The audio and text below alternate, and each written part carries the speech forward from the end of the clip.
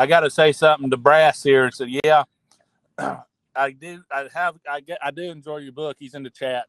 I don't have the ability to type this, so I was going to say, I do enjoy the book. I read through a lot of it, and I'm going to share it with Laura and the Tiny Tyrant tonight in the morning. So Yeah, I don't know why you sent him that. That's going to be painful. That's the exact reason why it was sent. I think everybody's just kind of trying to look out for Daniel and make sure he gets me back for grocery lists. Probably. right. It'll happen. Yeah, I see that. Like some people saying, like the profit margin for insurance companies is pretty small. It is to the extent that what the insurance companies make them pay versus what they'll pay out to the suppliers and big pharma. Yeah. That the actual hospitals and the doctors and the hospitals themselves aren't making that big of a margin. The insurance companies and the big pharma and stuff like that, that's where it's going, and that's what's regulated. Right. You get that regulations out of the way to let doctors compete against other doctors, and the prices for the consumer are going to go way down. The last surgery I had on my hip, when I had my hip replacement, the bill on that was, $250,000 almost. Okay. The doctor himself only made like $4,800 for that surgery. Less than $5,000 on an almost $200,000 bill went to the actual doctor.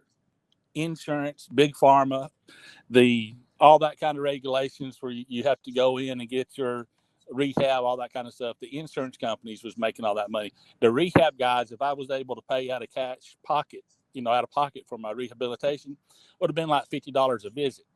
But through the insurance, it was $700, almost $800 a visit because of those regulations and those things that the government puts on them. Get them out of the way and everything. Get them out of the way and you'll see it improve. I see somebody mentioned in the chat here, Brass mentioned Rand Paul. He says the bright side Rand Paul was okay. Rand Paul, wasn't he attacked in his yard not too long ago? It was Brad Winstrip of Ohio. That's right. Winstrip from Ohio. Yep.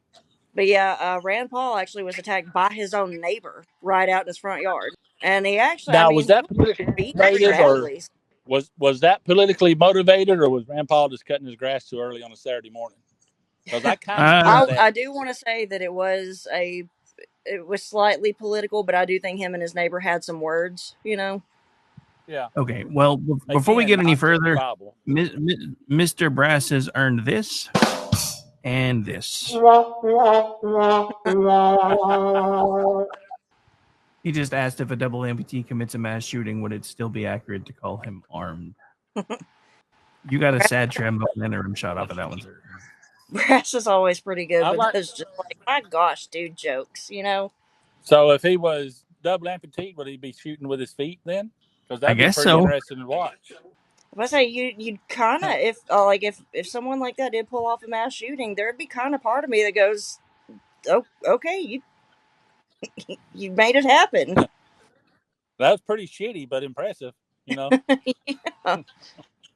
Like, I'm absolutely going to condemn everything that you just did, but I'm also going to be like, you did it all with your feet. Kind of impressed. Yeah. I mean, you got to tell some moments of some humor mixed in this stuff. If you don't, I was about to say, levity is very necessary. Yeah, we'd just be miserable all the time if you didn't. And I think that's... Well, and especially the content of our show is so dark. Like, yeah, we need those little moments of levity sometimes. So